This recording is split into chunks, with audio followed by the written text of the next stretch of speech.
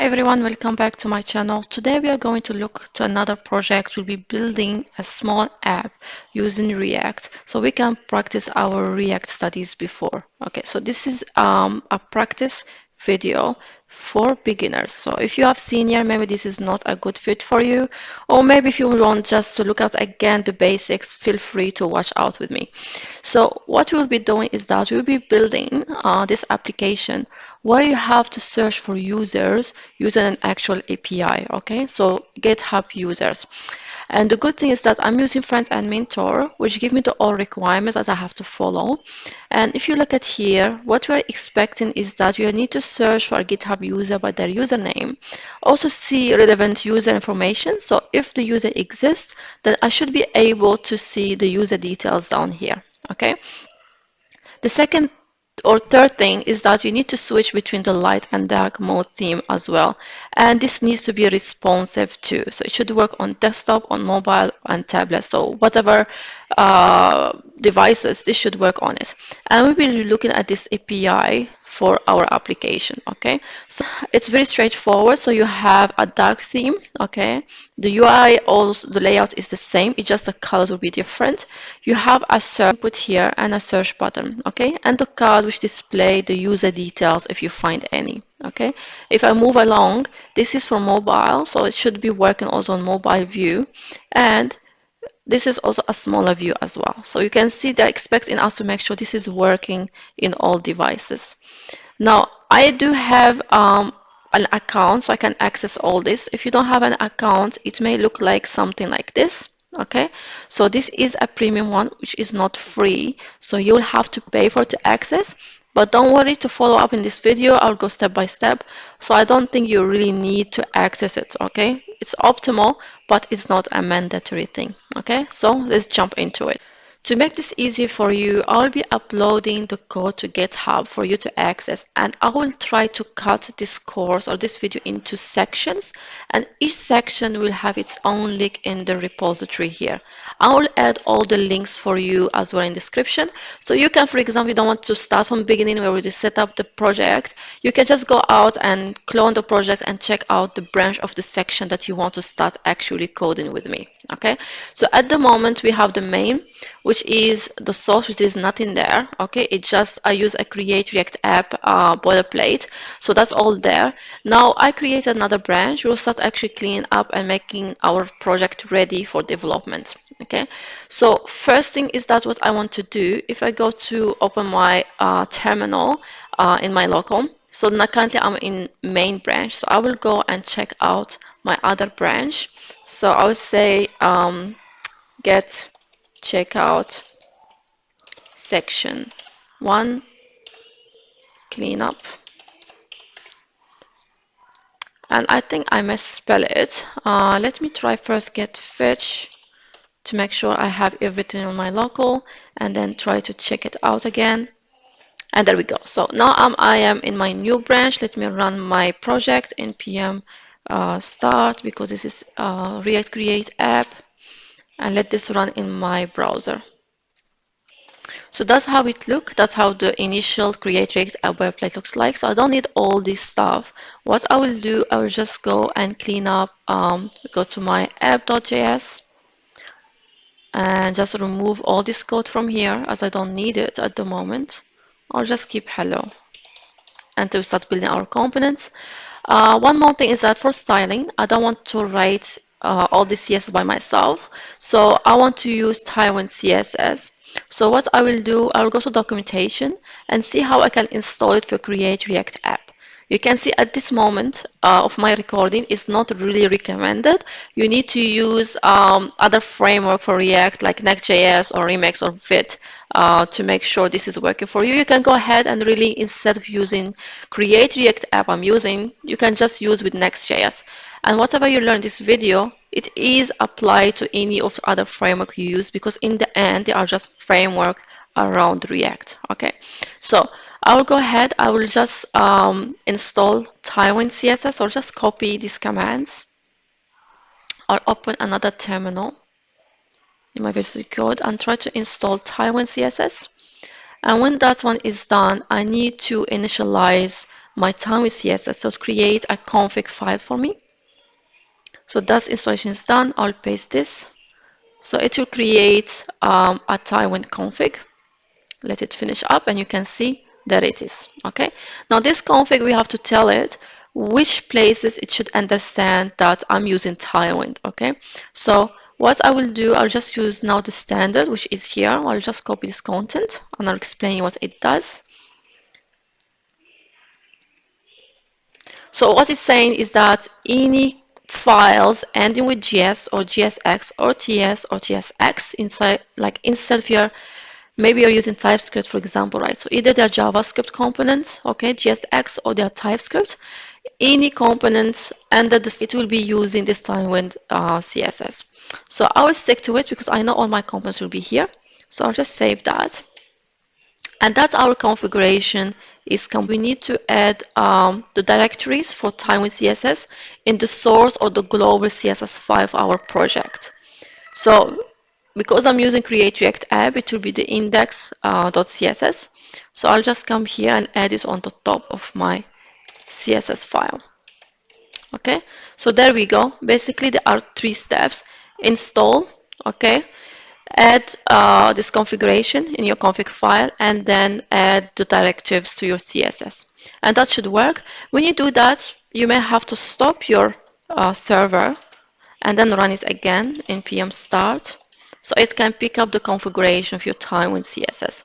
And what I will do until that is running, try to access some CSS, PG, I'll say red. So I want to have a background red, for example. Just to make sure it is working as expected, go back to my browser. And there we go. So I know now my Tailwind CSS is working. Now next thing is that actually we start building. Let's get into coding. So this app is very simple and you can see it have 3 sections. So we have the upper section, which is the header. The second section is the user search, and then the third section, which is the user details. So we'll start from the top to the bottom, and also we need to add along the way some configuration for our styling.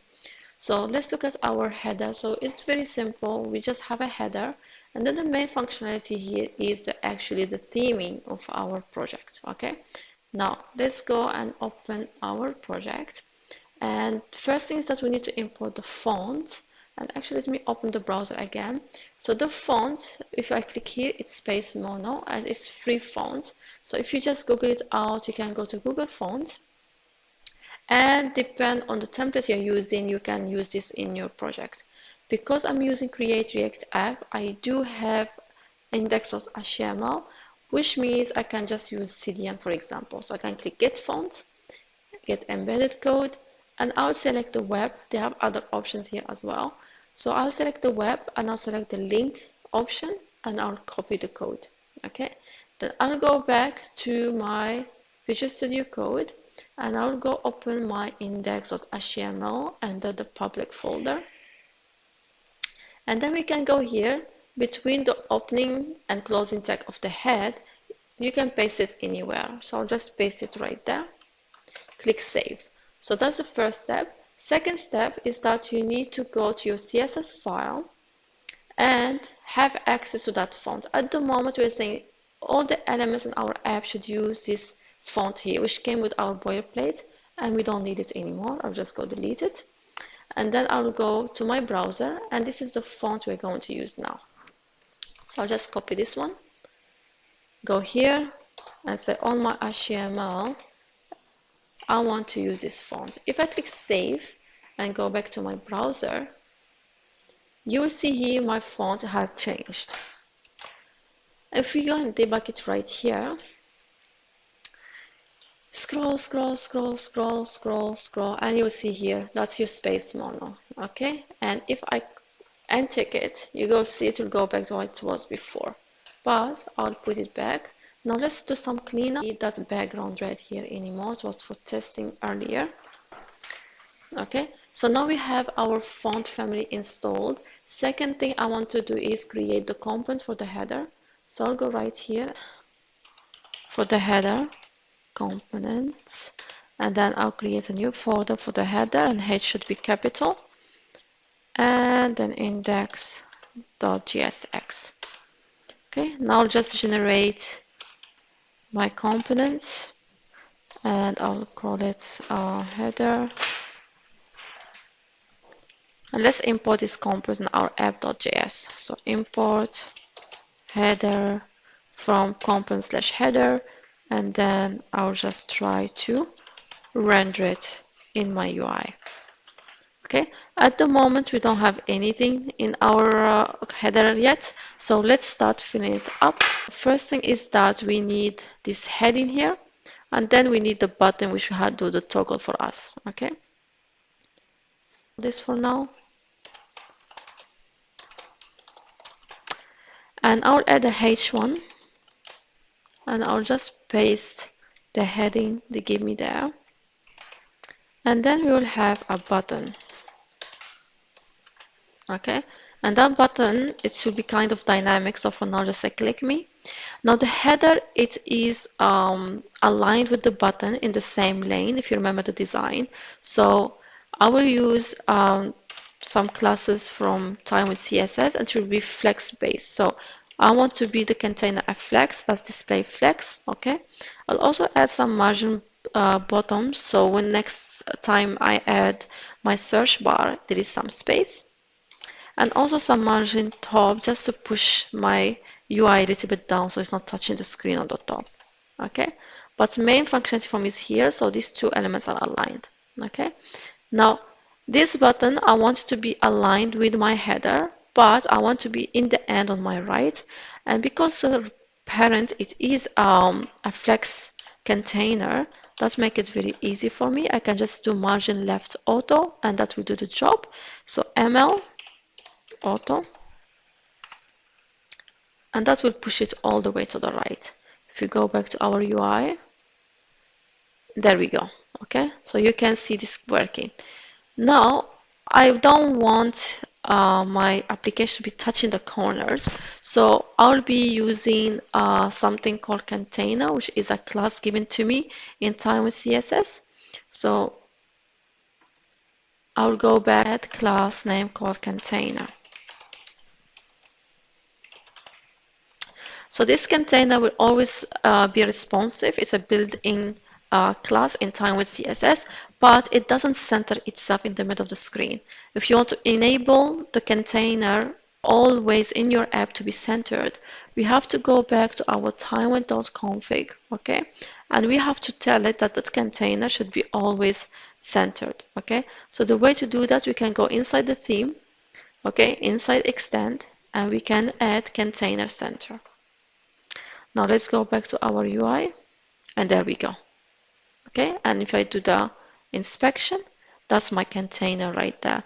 And you can check their documentation to have more idea on how this container works. Okay, now this looks good so far. Now I need to do few more things. First thing is that the built-in colors in Tailwind, I don't want to use them. I want to use the colors in here. Okay, that lists for me here, and also the font size is different too. Okay, so it's very easy to do that with TailwindCSS as well. So we can go again to our configuration in here, okay, and I want first to extend my colors, and the way I can do that, I'll just go inside extend and add colors. Okay, so I'm adding these extra colors on top of the existing colors in Tailwind.css. And these names here, I name them, so you can name them also anything you like, depend on your project. Okay, the second thing I need to do is the font size. So I want to override the font size settings they have. So I have to go still inside my theme, but not inside extend. Okay, so inside my theme, I will add font size and I'll just override it. Okay. Again, these names are built-in names. They are not whatever names I want. The built-in names, I felt like I will never use the one built-in, so I just override them. But again, depending on the project, you can override existing ones, or you can add new ones as well. The only special one here is the base, okay? Which means if any element in your HTML, you don't add any specific size into it, by default it will be 15 pixels. And the reason why I did that is because if you go to documentation, you see here the body, so whatever elements in the body, by default the size is 15 pixels. So I took that one as default for me. Okay. Now a few more other things so I can get a little bit style applied to my app. I will go back to my index.css, and first thing I want to do is that the letters, they look a little bit stuck together in my UI, but they need a little bit space. And I will use a built-in functions or classes in Tailwind CSS. But to do that, I need to try to override one of these libraries built in. So the way we can do that, I will do here, for example, try to override the base. So you do add layer, base, okay? You can do components if you're touching the components. You can do also utilities if you touch utilities. I'll move this one right inside that. And then I will add a special class to help me add space between the letters. And to do that, you do add apply and then the class name. Okay, so whatever class names, like I did a container here, they're the same, but in .css files, you have to do add apply then the class name. Okay, that's one thing out of the way. Now I want to do some styling for my H1 and H2 for later as well. So I'll just say, okay, any H1 in my project, it will be bold, it will be XX large, and you see here it's 26 pixels, and then it's a black light mode. So I'm adding, those are custom class I added in my Tailwind.config. So if I open here, that's the one you can see right there. Okay, so that's how you can access them. So it's very easy and simple. Now I will save this and let's go back to our UI. And you can see things are already looking great already, okay? So our heading is exactly what is in here at the moment. So if I go there, make this one bigger, there we go. Okay, now let's go to actual theming, how we can get our theming work. Because I'm using Tailwind.css again, I'm following a certain approach, but half of it is applicable to any other ways you want to do, okay, if you're not using Tailwind CSS. So maybe it's worth looking at their page, so Tailwind CSS dark mode. And it's very simple. It's like a piece of cake. Just 5 minutes you go through it and you'll be fine. Okay. So they explain everything. So by default, it have access to your system. So it can find out if you're on dark mode on your laptop, for example, it's light mode, okay? And in your styling, like we did BG, for example, red before, you can do dark, then 2 dots, and BG black, which means if it's light mode, it will be BG red, background red, but if it is dark, it will be background black, okay? So they give you very simple option to do it. Now, if you want to go a little bit advanced, that's what we want to do in this tutorial, is that we want to add our own manually manipulation of the theming, then you have to do some configurations. So by default, Tailwind CSS have the dark mode selected or set it to selector, okay? But if you want to manually change it, we have to set it to class, okay? And that's what we want to do. We want, when you click the button, we want to set the theme to light or dark, okay? So let's do that first, and I can show you what it says. Okay, it says right there, right? So we want to set the class now, and it will be class, okay? So that is the first step for us. Now, the second step is that we need to go into our component and try to do the switching by ourselves, okay? So we'll do the normal way, then we'll refactor it later, so it's use custom hooks. So to make sure our components are clean, but we'll start ugly first, and first thing we want to do is add a state, use state, and also we want to add use effect, okay? So those are there. Now, second thing we want to do is create a state, const theme, then set theme.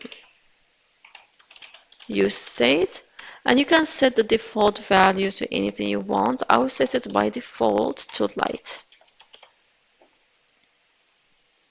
Okay. Now I'll go inside of my use effect.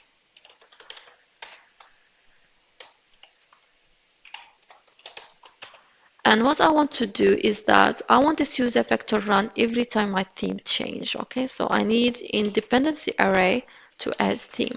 Okay, and basically what you want to do there, it's very simple. I'll just paste two lines of code. What Tailwind does is basically it looks at your body elements and see if it has a class of dark. Okay, so basically whenever we are switching, we have to make sure we are updating that class name. Okay, and then you can also set this value in your local storage called theme, which also Tailwind CSS look at it as well. So we need to update that one too. Okay, now this is our use effect. Now I need a function here that will trigger when we click the button. I'll call it toggle theme, and I will come and define it here.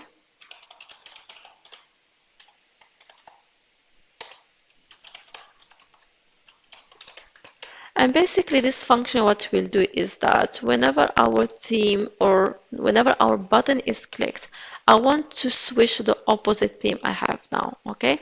So it will switch between light and dark. So always check whatever my current state is and do the opposite. If it's light, make it dark, otherwise make it light, okay? Now what we'll do here, we'll try to add some conditions. Okay, and let's say if the theme is equal to dark, then we will have, also I have extra curly bracket. Let me remove those first. So if dark theme is equal to dark, then we will have text of light. Otherwise, just hitting the question mark. Okay, so if it's equal to dark, then make text light. Otherwise, make text dark. Okay, now let's save all these changes we have done and let's run to our UI and see if that's working. Okay, so dark, so I can see that the text is changing. Okay, now we can't see any color changes because we didn't do actually any CSS for it. And like I showed, there are many ways. So one way I prefer, like something global for the app, I'll do it from the CSS file itself. So for the background, for example, I will go and do it from here. And as I told you, what you're doing is that when you're doing the theme switch is that you're adding some class and removing from your HTML elements. Okay, so I'll be targeting the HTML element for that. And the way we can do it is very simple. So basically I'll say HTML, which doesn't have class of dark, then have BG white light mode. Okay, that's extra color we add in our config. And the color of the text by default is blue. Okay, and will be changing as we're needing. And if the HTML have a class of dark, then the background will be black and the text, of course, will be white. Now let's save this and go back to our browser. And there we go. So the theme at the moment is black. Okay, so you can see the light text in there and also the color of the button is white. Okay, and if I switch back, now the dark of now the button text is dark and the background color is white. So we know it's working as expected, okay? Now, it's loading again. We need some icons, okay? So there are different ways you can do it, but what I will do is that I'll just download them as an SVGs and create component for them.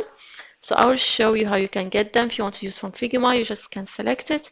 You can go to SVG and export it, and then you can open it in your browser, okay? And then you can inspect and just copy simply your element and create a new component, okay? So what I will do is that I already created them. So I'll just copy them and paste them in our project. So I'll go inside component and I'll paste my new folder. So it's icons folder, okay? And inside the icons, I have the moon icon and the sun icon, okay? And if you see them inside, they are just basically SVGs, okay? And they're expecting a property class name. So if I want to style them, for example, make them a little bit bigger, smaller, add some margins or paddings, I can do that too, okay? Simple as that. Now I'll go back again to my header, okay? And what I will do, I will just update my button so I can have also those icons. So I'll just do this. So basically, again, same thing. If the theme is dark, or what I'm doing is displaying light text with some class here to style it, and also the icon as well. Okay, and you see that class name we added as a property for them.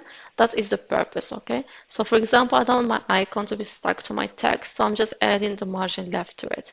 Same here as well. Again, just span that hold my text and some classes to style it as well, and my icon is there. Okay, let's save this and go back to our UI and say is this a keyword. Oh, I didn't import my components. Let me import them first. Import from icons, and this one is sun icon, and same thing I will do for moon icon.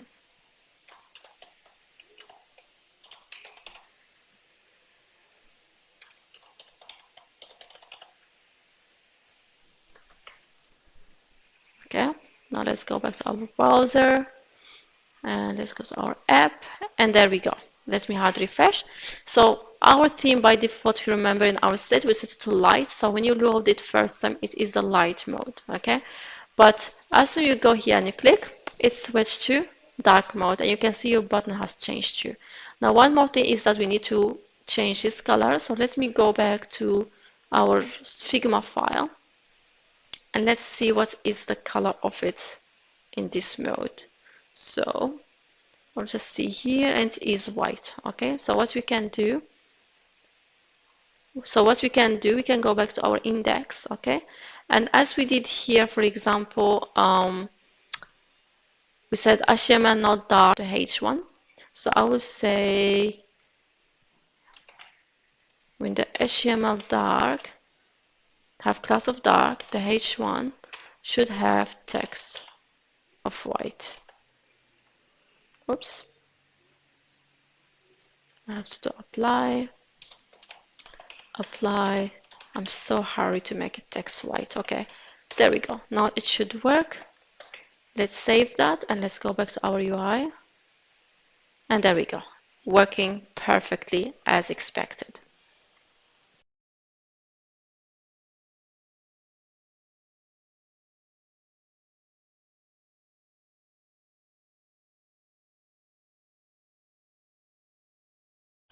Okay, now before we move to the next section and play around with API calls and so on, let's first make sure our components, it is code clean and it is reusable, okay? So this piece of code here needs some refactoring. I'll explain you why. We have a very simple header function, okay? It's rendering some UI, but it's doing also some logic as well here, okay? And this throws a lot of issues like reusability, separations of concern, and also the ability to maintain this code as well in the future. So this example uses small, but in real-time applications, things can really get complex. What we want to do is refactor this code so our header component is actually only taking care of our UI. It's not doing any logic behind the scene. So to do so, we need to use React custom hooks. Okay, so don't be worried if it's your first time. I hated them first initially when they came in, but trust me, they are lifesavers. So the custom hooks, what will help us is that we will take off all this logic out of here and move it to another file, okay? And access them as we need them. Now, how to do that? First is that we need to create a hook folder. So we go under source, create a new folder, which is called hooks. Okay, so we keep our hooks separate from our components, and then we create a file. And always your hook, that is a rule, starts with use keyword. Okay, so use and then anything you like. My hook is about theming, so I'll call use theme.js. Okay, now all what we have to do here, move whatever code right there in there. So first move this use effects and use state from here. I'll say import from React. Okay, Then we create our hook. So it's simply just an arrow function, const use theme. Okay, so always use the use keyword. And for our scenario, it doesn't accept any arguments. Okay, and then the state we declared here, we'll remove it, and we'll move it right there. Okay, then same for our use effects and also the toggle theme as well. So we just cut them from here and paste them right there. Okay, sweet. So all what we have to that we have done is just move the code from our header to our hook. Okay, now this hook will not return any GSX. It is just a function. So we'll return whatever we need from other places. So in here in our component, we need to access the theme, which is the state, and also this function as well. Okay, so we'll come back to our hook and return, and we'll do an array, and we return in the theme and also toggle theme as well. Now we come down and export default use theme. Very simple. That's all what we have done. All what we did is just copy the code from header component and move it to our hook function. Okay, now we save this. Now we go back here. We import our new hook we created. So import use theme, okay, from our hook folder. And then we can come inside here and we can access whatever it returned us. Okay, so const, and we are going to access both things, the theme and the toggle theme as well.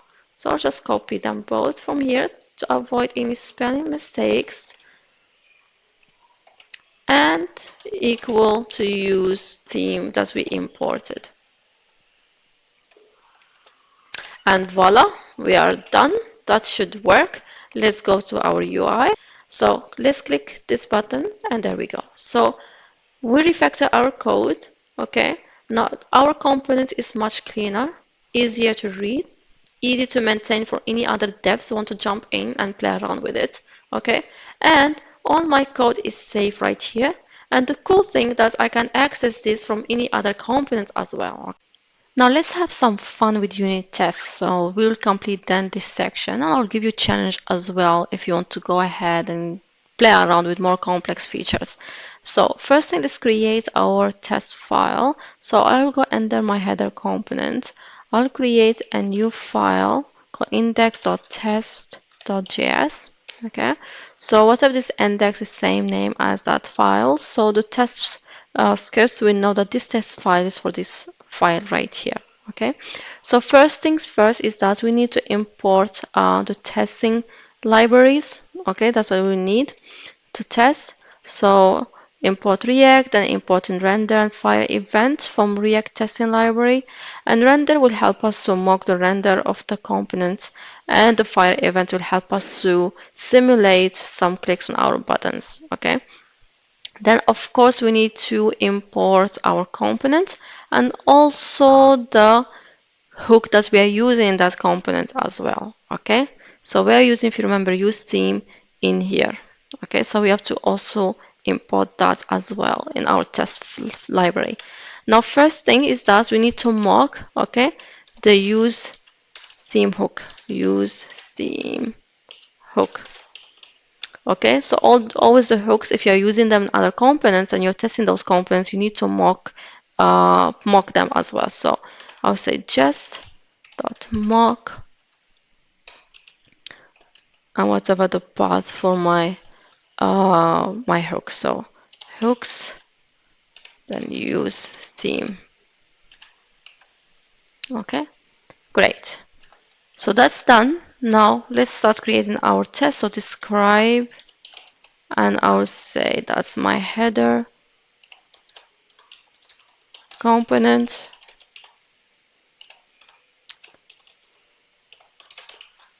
And first things I want to do first is that because I'm having a mock here, so what I want to do is that whenever a test run, before it run, I want to clear whatever mocks were running before. So I have test 1 running with one mock and test 2 started. I want that test 2, before it starts, it clear off whatever mocks were used in the test 1, okay? So we start very neat from the ground. So what we do before each, I'll say just dot clear all mocks. That's all. Now we'll go and start writing our actual test. So first test, then we add description to our test. Okay. So first thing, I want to make sure that my component is rendering with the light mode first. If you remember, that's the one we're setting by default here. Okay. So my component should render the light mode first here. So I will go here and say I'm expecting should render with light theme initially.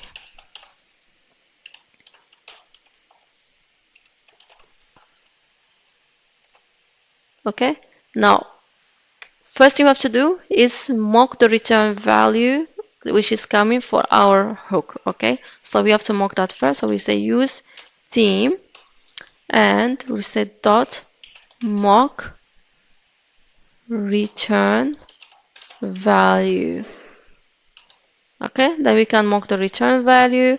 So we'll say the first, if you remember our theme, give us back two things, the theme and the function. Okay, so say the theme should be light, and then the second is just fn function from jest. Okay, a mock function. Great. Now we mock these. I have to put them in array. Next thing is that we need to mock the render of our actual components. So const, and I'll try to find elements. First, the headers I'll find by text, and the button I'll find by role. Okay, so I need to access those. So get by text and also get by role equal render. Then we render our component, which is the header. Oops. Great. Okay, so we mock the render of our components. Now let's run the tests that we want to see if they are working or not. So whatever we are expecting. Okay. So first thing is that I'm trying to find this element by text. So I'm checking get by text and whatever the text I have there. I'm expecting that to be in my document. Okay. Second thing is that when I run my project first time, if it is in light mode, the button will have a dark text, okay? So the text here should be dark, okay? So I'm trying to find that as well. It should be also in the document. Now, third thing is that I'm trying to find by role button, okay? And it should have that text of dark. Great. This line you can skip if you want, but just an extra level of test. Now, I will save this and then I have to run my test command. But before that, I need to delete this first one we had coming with the boilerplate because that one will fail as we changed our project. Now, npm test.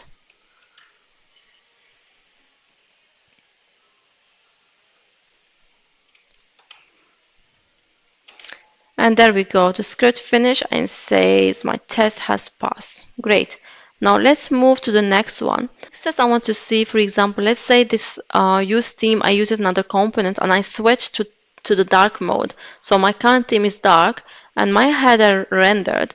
It should also render with the dark mode. So let's test that. So I'm saying it should render with dark theme initially. So I'm doing the mock return value is dark, okay? And then of course whatever the function here, we're just mocking it using jest.fn. And then same thing, we are getting by text and role, and we are trying to check if these values exist. Okay, so of course with dark mode, we will have in the button light as text and not dark. Let's run this and let's see if this works.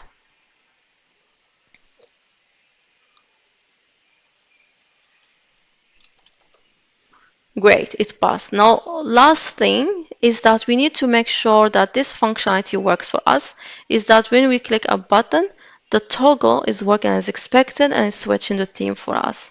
So let's go back here.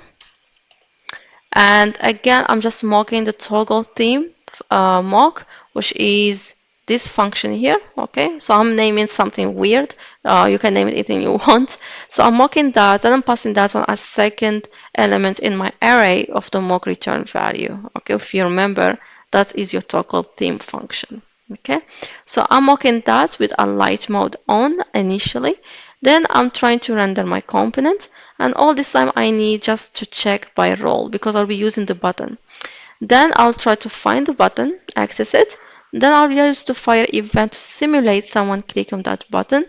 And then what I'm expecting, if someone click on the button, I need this function to be called once, okay? So I'm saying I'm expecting this function to have been called times, only one time, okay?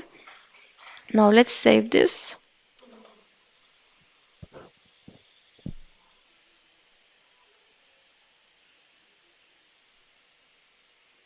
And that is also working as expected.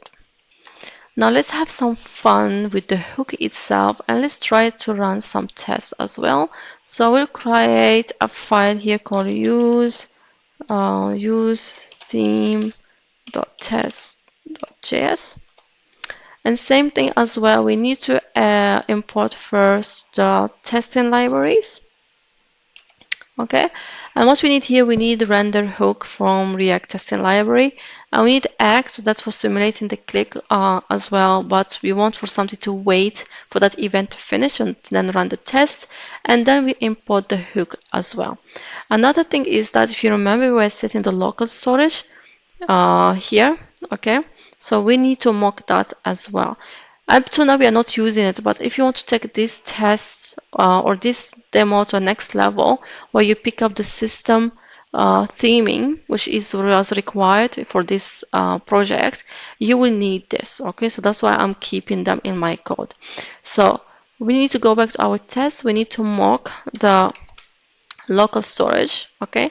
And the way you do that, we just create a local storage mock here, okay? Define it and add let's store, and then it will have functions, get item, set item, and clear, okay? And then we'll add that one to our window object, okay? And the way you can do that, you just use object.define property, window, then add log storage to the window, and the value will have whatever value we defined here, okay? So we're just mocking whatever local storage you'll have actually on your actual window, okay? Now, let's start testing, describe, and I'll say use theme hook, and I fix the spelling here.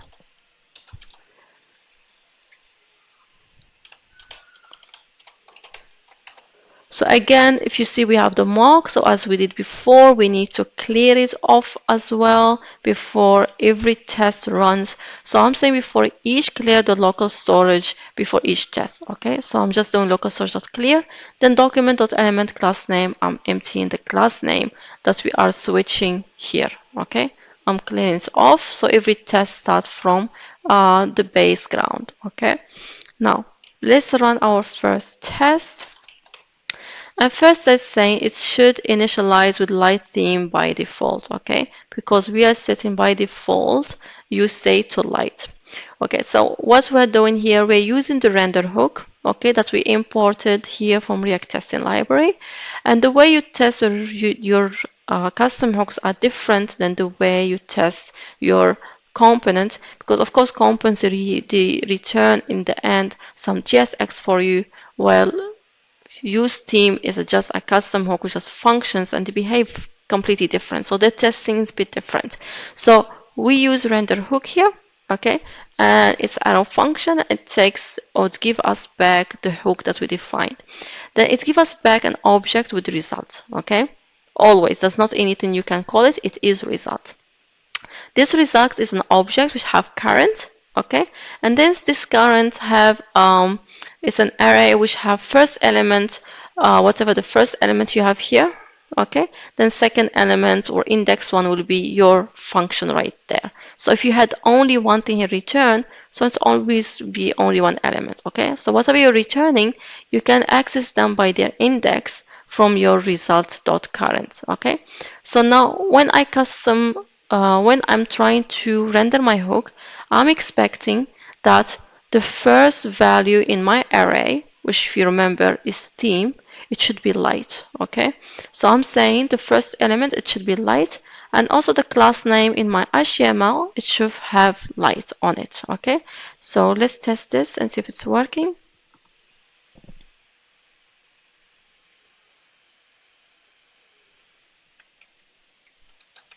Oh, amazing. It's working. Great. Now, next thing is, let's try this. So I want the toggle theme from light to dark. Okay, so I want now to test the function that is working. So again, I'm trying to render my custom hook using render hook. It gives me back the result. Then now I'm using inside the act because I want to trigger a function call. So it should be inside your act. Okay, it can't be outside. Otherwise, these expect functions will run immediately when this one is running. It will not wait for it. Okay, so I'm saying in my current with index one, okay, and index one means toggle theme, run that function you see here called toggle theme. When that happened, I'm expecting that my theme, okay, in index 0 right here, to be dark because before it was light. And also my HTML should have class name of dark, okay? And also my local storage, it should have theme set to dark as well, okay? Now let's test this and see if it's working.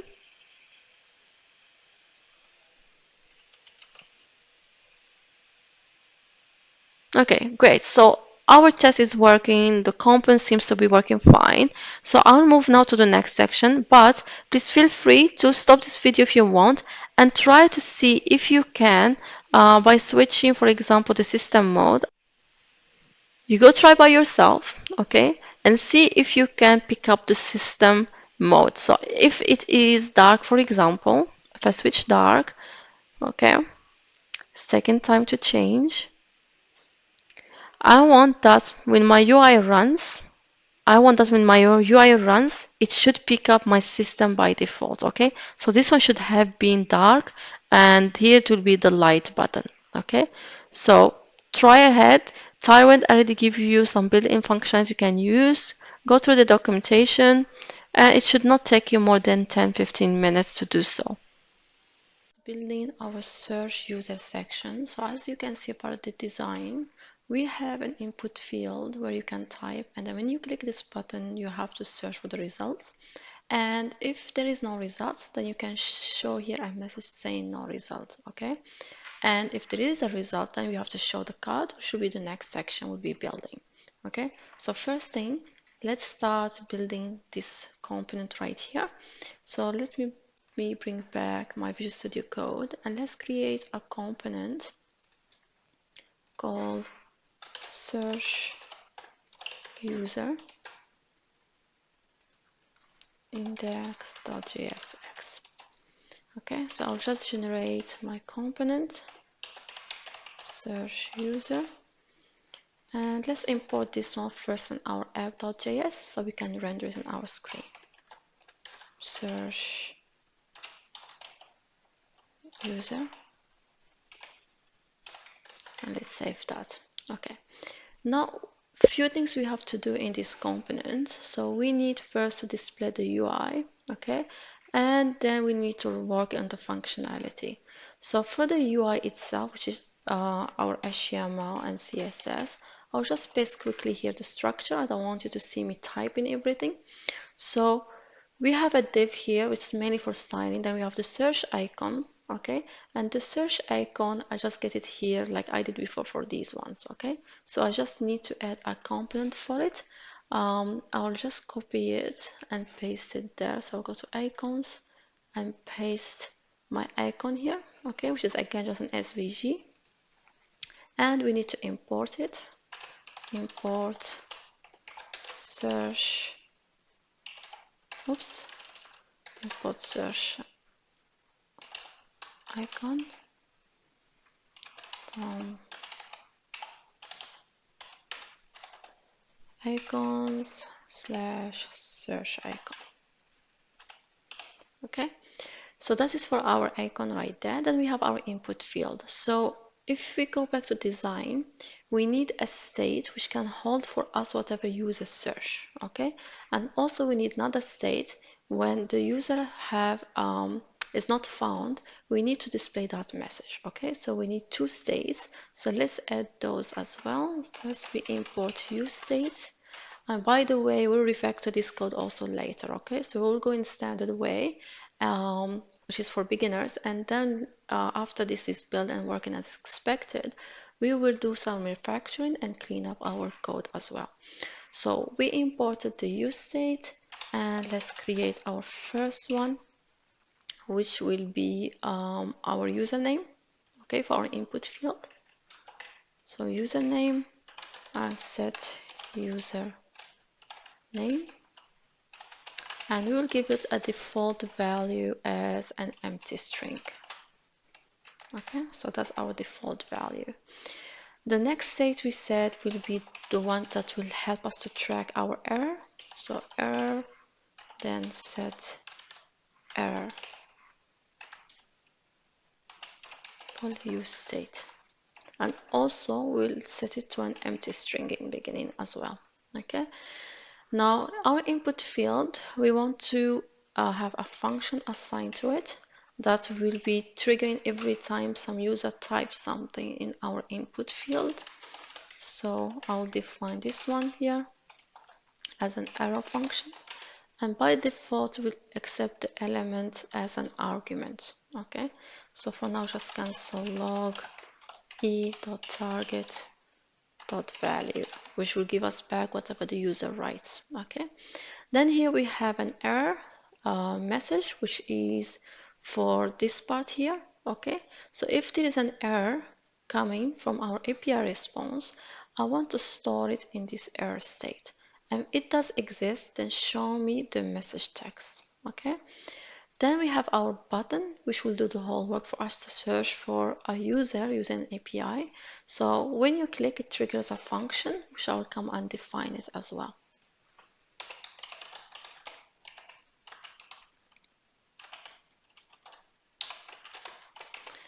Now, for the API, as it gives us in documentation, it gives us this page, and we'll be using the getUser endpoint, okay? And if you see the requirement here, it is expecting a username as a value passed through, okay? So this is your endpoint, so make sure you copy it. And the good thing, documentation is amazing. It gives you an idea about the response, how it looks like, and what elements or what attribute you're getting back. Okay, now let's go back here. One thing I want to do is that for this video I'll use Axios. So I'll to call an API, so I have to install it, npm install Axios. And then I have to import Axios when it's done in. We'll go here and import it as well. Great. Now let's start working on our handle search. Okay, so the handle search, basically when we click the button, it will be called an API endpoint, which means it needs to be async because we have to wait for API to do some actions as well. So we'll make our function async function. Okay, and whenever you click the button, if you already clicked it before and it was an error, you want to clear off that error just to make sure there is no bug in your project. So set error to empty if there was any before there. Okay. Then second thing is that when a user clicks the button, you want to make sure that user really inputs something in your field, right? I don't want to trigger an API call just by going and clicking on the button without typing anything in my interface. So I want to make sure that I have something in my username. So if username doesn't exist, okay, there's no value in it, I'll just set error to, and just, you know, any message you want, please enter a username, for example. Okay, then return. So that's it. Don't run any code after this for me. Okay, now this we make sure that the API will be only called when a username have a value. Okay, now let's create our try catch block.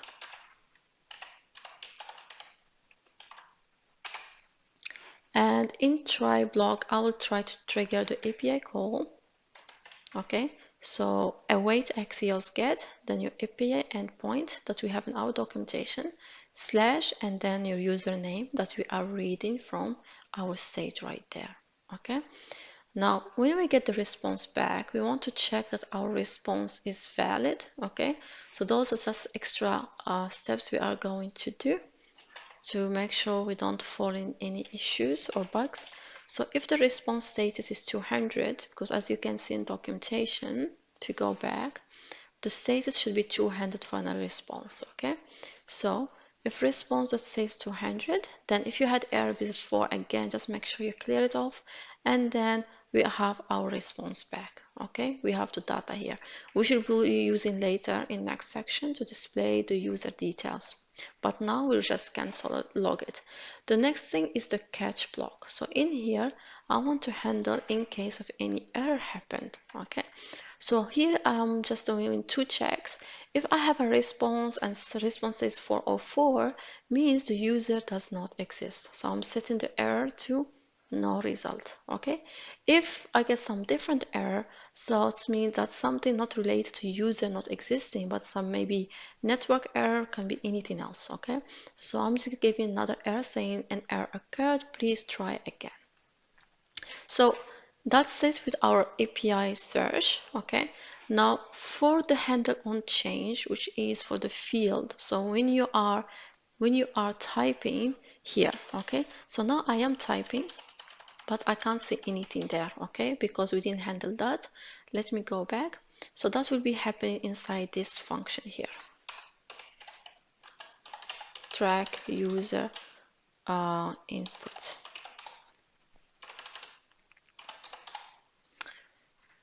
So just give space. So here, and at the moment we're just cancel logging.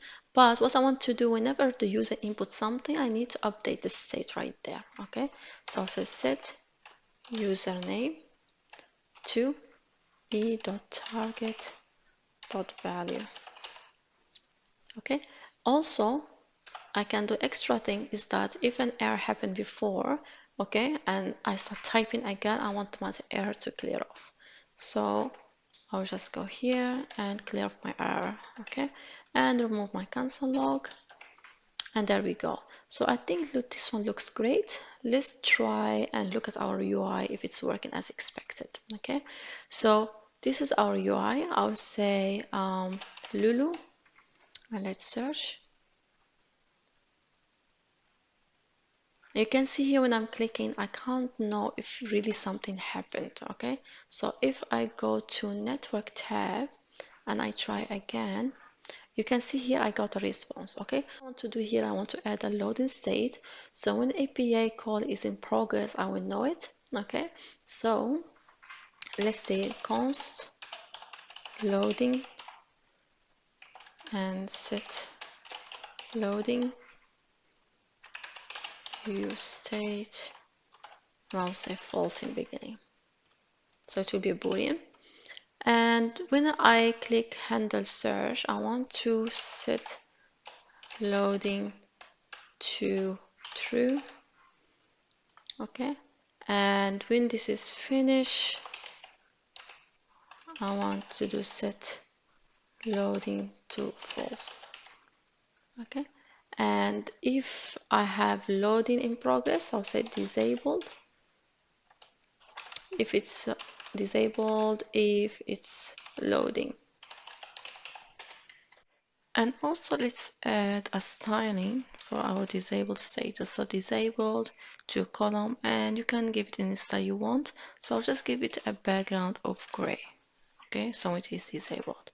Now we save this and let's go ahead our browser and let's try this. So just add refresh and let me search, for example, for Lulu. Click search. Let me open also the inspector network, so we can see our API getting triggered. So we can see now this one, when you click it, it will be gray for some time, then it will be enabled. So as our API comes back with a response, either a proper response on error, our button will be active again. But while it is searching, our button it is disabled to avoid any other unneeded clicks. Okay, so let's say for example coding with Lulu, which doesn't exist. So I'll just search that. Let me clear off my terminal and search. And there we go. You can see here an error happened. Now we can see it saying an error occurred. I think the format for our response is different. So we have an error coming, then message in it. Okay. So the preview, so error dot message, which is not same as the format we are trying to access here. Okay. So again, it is the error dot message. So what I will do, I'll just clean up this. Actually, I don't need all these status. That's when you have very complex APIs. For this example, whenever errors happen, just set error, which we set as a state for us to know results. Go back, hard reload again, coding with Lulu and search. There we go. It is failing, and we can see here no result. Okay, great. Now, next thing is that before you move to the next section, I want to make sure first this theme is working. So if I switch, I can see something is not working here. Everything else is fine. Let me go back to my code. So what I have done here, the main background for our field, what I have done is have BG white, but if it's dark mode, so I'm putting dark 2 column. Then I'm doing the Beijing navy, okay, which is this one here behind this search bar here, and behind the no results, whatever the whole container here, okay. But I can see this white here, which kind of bug is coming from my actually input field, so I have to fix that. So I'll go back to my code and go back to my input field. And basically my input field, I don't want it to have any background all the time because I'm handling the background from this div here. Let me save this, go back to our UI. There we go. So in dark mode looks great. And if you switch to light, it's still working as expected.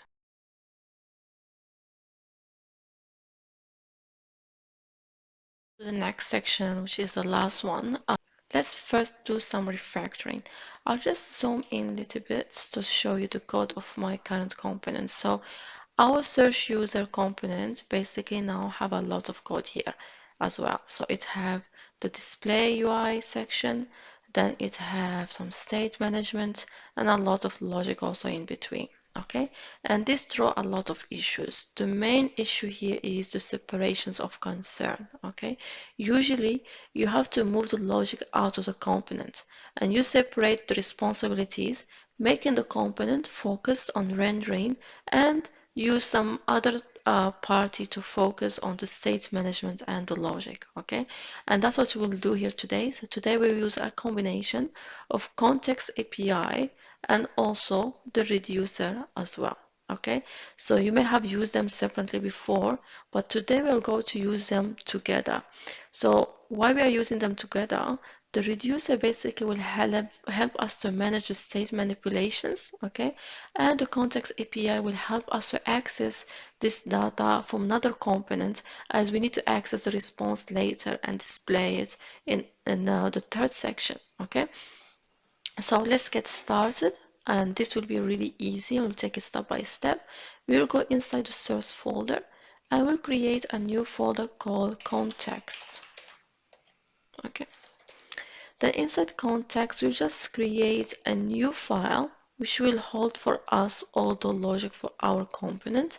And what I will do, I'll just call it, let me rename first this one. I'll just keep it context. And I'll create a new file called usercontext.js. Okay, and first we need to do is import React, and of course we need to create our context. So create context, and also we are using the reducer in the same file, And you can take this little step further later and you can check out this branch and you can actually create a separate file for the reducer as well. Okay, so from React. Also, we need to import Axios because we'll be making an API call. And now first thing is that we need to create, oops. First thing we need to create our context. Okay. And it's very simple. We just say const and you create your context here. It's like you're creating this box will help you to hand over this state to all the components you need. And you can call it anything you want. I'll call it user context. And we say create context. Nice. The next thing we have to do is we need to create the initial state of our reducer. So create initial state const and call this anything you want. I'll just call it initial state. And if you remember in our components, we do have the username, we have the error, we have the loading, and we need a fourth one which will hold for us this response as well. Okay, because we want to access it later. So we need 4 states, and that's why we're moving now to reducer. If you want to use the use state, you have to define 4 different ones, okay? And the manipulation for them also is a bit complex. And the updates, sometimes you have to update 2 states or 3 states at the same time. So best thing, store them all in a reducer under one state, okay? So first thing is the username that the user will enter in the field. Then we have the user. We'll set it by default to none, and this one will get it back from the API response if it's successful, and error, which will hold for us the error if any happen when the API is made. Then the loading state, which track for us when the API it is in progress. Okay, doing some fetch for us. So we'll set it by default to false. Great. Now let's define our reducer function. And the way we can do that is, again, you just create an arrow function and call it anything you like. I'll just call it user reducer. And user reducer by default accept 2 values or 2 arguments. The first one is whatever your current state. So first time it will be this, and whatever later it will be manipulating it. So you always when you trigger this, it will be your current state. Okay. And then the action. That's which will be triggering or dispatching from our UI, which will help update this user here. Okay, and we'll see how that is done. Okay, so always the user reducer by default to run on a switch method. Okay, switch, and it looks as your action, which is an object, and have a property type.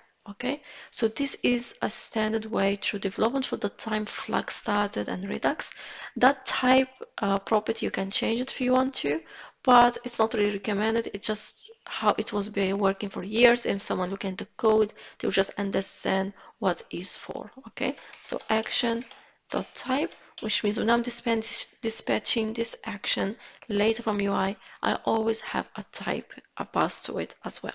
Okay, so basically let's check in the type of our action to know what we should do. Okay, so we have few cases here. So case number 1 is when the user is typing. Okay, so you can call this string anything you like. So I will call it set user name. Oops. Okay, and when this case of set username is triggered, then what I want to do, I want to go and get my current state and update this username here. Okay, so I'll say return whatever my current state is, but update the username with action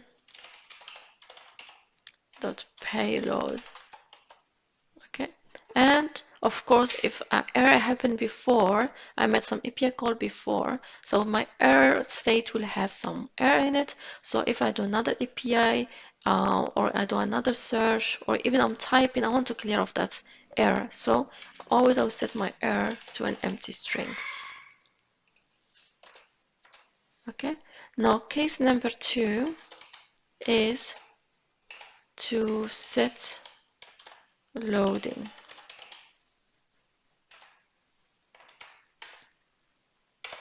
So when set loading action is triggered, what I want to do is that I want to return whatever my current state is. Okay, then I will just update my loading state to action dot payload.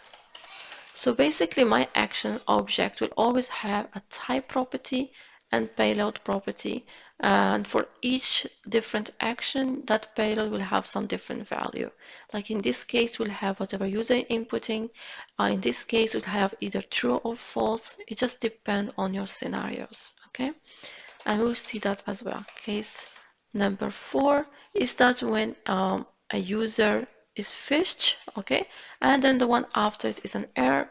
And what I will do, I'll just paste the code quickly so you don't keep seeing me typing. So set user basically is whatever your current state, and then you get your user from your current state and update it whatever payload you get back from the API, and reset your error state to an empty string. And if there's an error happened, then of course your user will be null and your error should have some message in it, and then return whatever else in your state as well. Okay, so now we have our initial state, we have our reducer. Now next thing to do is that we need to create our user provider. Okay, and what I will do, I will just paste quickly the code to save you time, and I'll explain you what I've been doing. So all what I have done here is that I define again a function which is called user provider, okay, and that have a children as an children as a property, because that will be wrapped. Now, next thing here in lane 34, instead, like I said, we are using useState, we're using useReducer, so that's what we're doing there. So we're just initializing the useReducer, and we are passing this useReducer function we defined here, and the initial state as the second argument, which is the default values of your state. Then as useState, it does, same useReducer to give us an array. The first element is your current state, okay? And the second element is a function that will help you to trigger the updates for your state. Now, in lane 36, so all what we are doing is that we define a function called setUser. That's basically when the user is typing inside the input field, okay? So whenever before we had is when the user is typing, okay, we're setting the user state and we're setting the error. So almost the same thing we're doing here as well, but using reducer. So you're dispatching an action. So that's your action I keep talking about right there. Okay. The type is set username, which is this one. Okay. And make sure your spans are same. Okay. And the payload property have the username. So whatever the user is typing. Then again, same thing in set search user, which we are doing right here, handle search, and that get triggered when you click your button. Okay, so all logic we have there, instead of setting the state using useState, we are using the reducer. So first thing, of course, when API is triggering, first we want to set the loading to true. Okay, so that's why we're dispatching a new action, which is set loading. And set loading, it gives us back current state, and set the loading state here to true. Okay, then again we're checking if the state have a username or not. It have to make sure it is there. Okay, then if a user enter a username, then move to the next section. So we're getting our API call triggered, so we're accessing our state.username, then we have an API call done. When it is successful, that is our action to set our user. Okay, so set user, if you go back there, it gives us back current state and update the user state and reset our error state as well. Okay, and then finally, when it's all done, we're just setting the loading again to false. And then that is our context or provider. Okay, now when this one is done, we have to go to our app.js and wrap our components that will be needing this later to use this API or have access to the details in that user context. So you can have access to the loading state, you can have access to the user details, and you can access the error details. So everything it is in our user context. Okay, so what I will do here, I'll first import my user context. I will see what I name it here, user provider. So import user provider from our context slash user context. And then I don't need to wrap the whole app because I know I don't need any of these details in the header. So I'll just go and wrap currently my search user only with that. And I will add the values that I need access to it here with the outcome, how it will look like later. Okay, so we don't need this Axios here. Let's import our user context. Okay, and we don't need all this stuff now. We can just remove it and say const. So we'll be accessing whatever properties we have here. Okay, so we'll be accessing the state as we need it. We'll be accessing set username because we'll need it as well, and search user as well. Okay, and those will be coming, and so those should not be an array, it should be an object. Let me first fix this. And this will be coming from our user context, and we need to import use context as well instead of the use state. So use context, and we'll pass the user context we created. Okay, so now we have accessed our user context. We can just go and remove all these things from here at the moment. We don't need all stuff here. And in handle on change, all it will does now is that trigger the set username. That's all. Okay, so let me I make my spelling right. And then we go and update these things here. So here is state.username. Handle on change, that's the function that we define. We wrapped the set username, and the loading here it will be state.loading. The error also it will come in from the state.error and also state.error.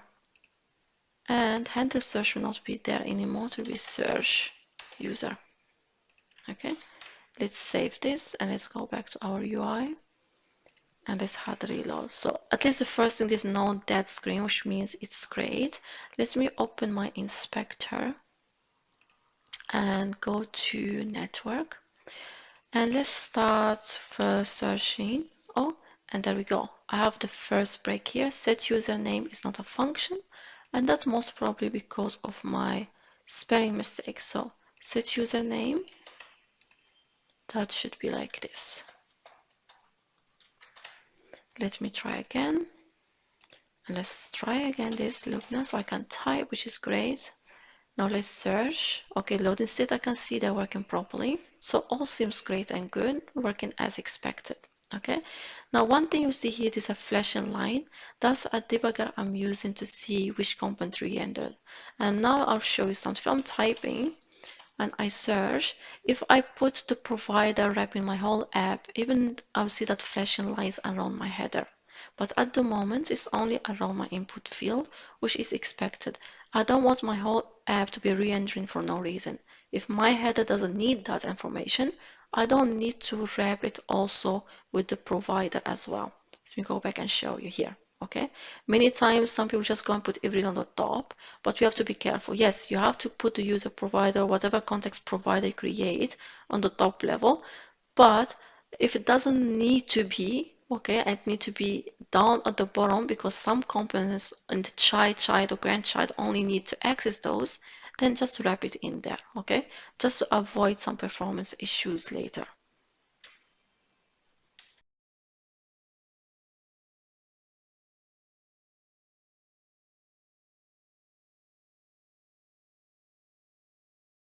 now we create our components, and before we move to the next section, the last section, let's run some unit tests for our components. So we will start with our context that we created. So first I will go to the same root and add a new file, and should have the same name, so user context dot then test.js. So my test script will know that this test file is for user context. Then we will come there. So first things first is that we need to import a few libraries and also our components as well. Okay, so I'm importing React. We need Act as well. So because we'll be triggering some clicks and waiting for APIs to be done. So we need Act so it can wait for it. We need also to wait for the same purpose. And we need the render so we can mock the render of our component too. Okay. Now, other things we need to import as well is Axios and also Axios mock, which means we need to install this package. So I will go to my terminal and I'll say npm install Axios mock adapter and I'll let it install. While it's doing that, I'm also importing my user provider and user context provider because we'll be testing those at the moment. Okay, so after that, we need to create a mock for our Axios. So the way we can do it, we just say const mock equal new Axios mock that we imported from the third library, and then our actual Axios package. Okay, now that is done, we will start creating our test, and we'll start with describe and then a description for our test file. I'll just say user, so whatever my file name or my context name, user context, and that's enough for me. Then arrow function, and then that's it. So first thing we need to make sure that our component is working properly with the initial state. Okay, and I think here I forgot an equal sign. So let's run the first test. So we say test, okay, or you can say it, both of them work. So let's this time use it, and we will create a description first. So what is our test about? So usually be specific in your descriptions as well. So when someone's running your test, they know what are those tests for. So first test I want to say provides the initial state. And again, I'll keep saying component, but it's not component. It's actually we are testing our context, okay, that we created. So I want to make sure that it's giving me back my initial state and I can access it. So arrow function, and then we can write our test inside. So first thing, I'll create a variable to hold my context. So I'll call it test context. Call this thing anything you want. Then we'll mock the render. So render. And first thing is that because we need to wrap this in the user provider that we created, because that's how other components will work. So user provider, and then we can close this. And then inside, we'll create a user context.consumer. So we'll try to consume this context, okay? So the way we can do it is user context.consumer, okay? And then we close this as well. Then inside, we'll have a curly bracket, and then to be an arrow function inside, okay? Which will accept an argument called context, okay? And you can call this anything you want, but is context that we're trying to access. So I'll keep this name because it's meaningful. And then inside this arrow function, we will just set this test context to this context here, okay? So test context equal context. And then we just say return null. We are not doing anything else. Return null to stop our function from running. And then after this mock of the render, I was about again to say components, not components. We will try to render our context, okay? That's what we have done here. We mock the render of it. And now we'll do the first things that I'm expecting that my context that I created .state.username should be set to empty string. Basically, we're just testing the initial state we created here, okay? So our username should be, if we can access it, it should be empty string, user should be null, error should be empty string, and loading should be false. So those are things we are trying to test right here, okay? Let me close this, and let me run my script, npm run test. it's saying I can't use import statement outside the module. So there is a work around this. So you can go to our package.json and we'll just update our test script basically. Okay, so I will go to my test script right here and I will just replace it with new one. Basically, I just added this portion here so it can find my access modules when running the test. Let's save this and we will go back here. I'll stop my command and run it again. And now it's working as expected. Great, let me close this one. We don't need anymore. Now the second text we want to run is that we want to check if we can set the username. So basically if someone in updating that username, okay, using updating their username using the set username, we want to make sure that our state dot username, okay, up here, it is getting updated properly as expected. Okay, so how we can do that, I will just paste the code so you don't see me typing whole thing and I'll explain it. So basically, all what we are saying, again, same thing. We're creating a context test, and again, we are mocking the render. Okay, and I'll just remove this cancel log so we don't fill our console. And that's what we're doing. We have the act because we'll try actually behave like someone is actually typing something. So I want for the act to wait for me until the set username functions finishes. Okay, and then we will check our state if it is updated with the same username. Great. Now let's save this and let it run.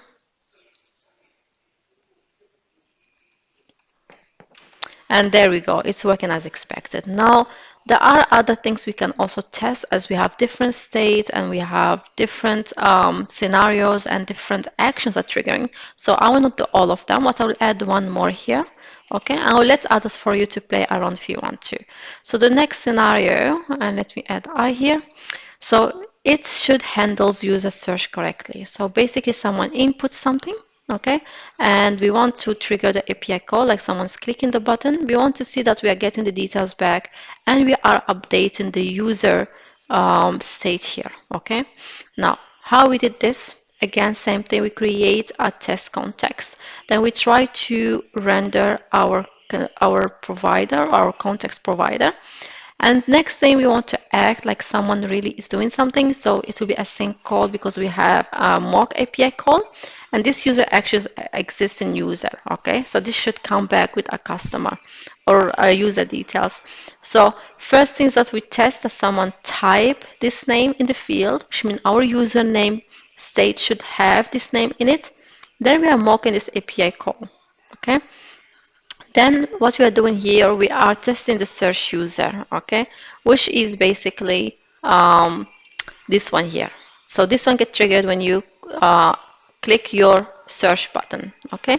So we're mocking that, and then we are waiting here for it to happen. Then we're checking if this user dot login have this value because we mock the value here of or the response of the API right here, okay. So we want to check that the user, which is right up here in your state, does have that response that we mock. So because we mock the response as just an object with logging, so it's saying user dot logging should have this value. Okay, hope that makes sense. Let's test this. And this is working as expected. Feel free to stop the video and try to test other scenarios. For example, the loading scenario, the error scenario as well.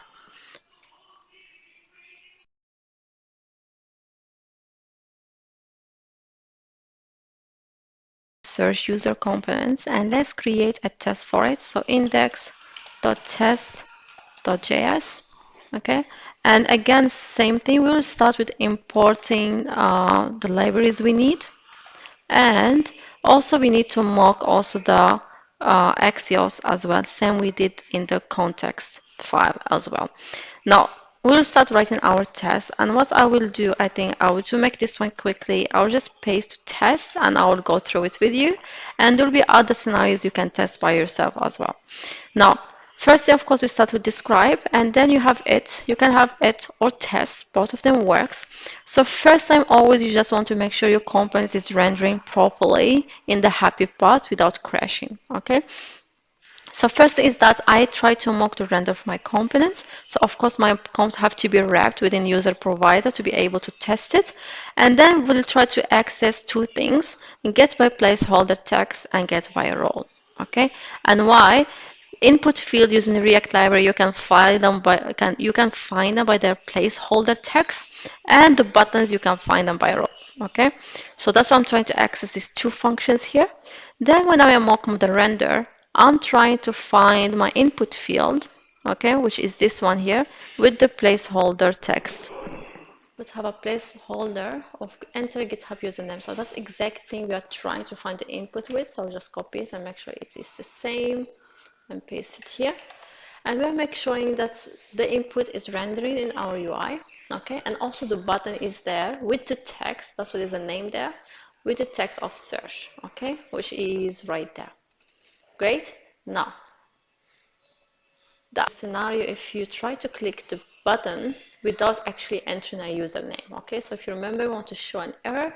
If that happens, we can go back here and actually go to our user context. And what we are doing here is that if the username doesn't exist, then we're showing an error called please enter username. So that's the scenario I want to test.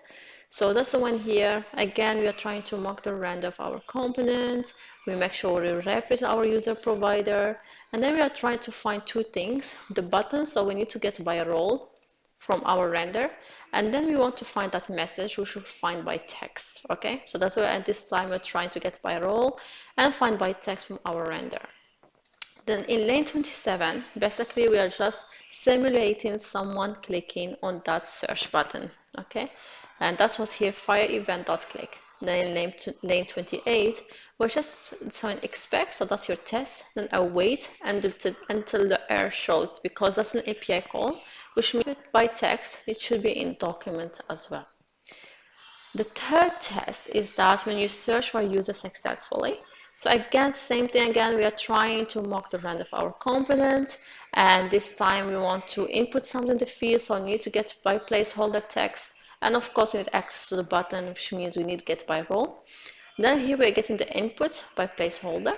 Then we are finding event.change, means like someone is typing in your input field, and the value someone entered is this one here, which we remember it is an existing user. Then in lane 39, we're just mocking the call of this API endpoint, and then we are mocking the response right here. Then in lane 42, we're just mocking that someone clicked on the search button, okay? And because we mocked this API call, it should be there ready for us. In lane 43, again, we just wait for, because we need to wait for all these things to happen.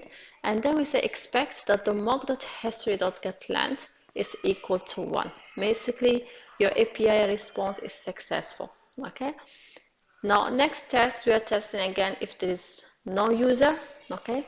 So basically, same principle as well. We mock the render of your component, find your input, type something in your input, then mock the call of your API, okay? And give a response back 404, which is an error. Then mock someone or simulate someone clicking on your search button. Then we have to find something, or message error showing no results in your UI. Now, these are the things we have in our code. Let's save this and let's run our test, and hopefully we didn't miss anything here. Oh, great. Okay, so everything is working as expected.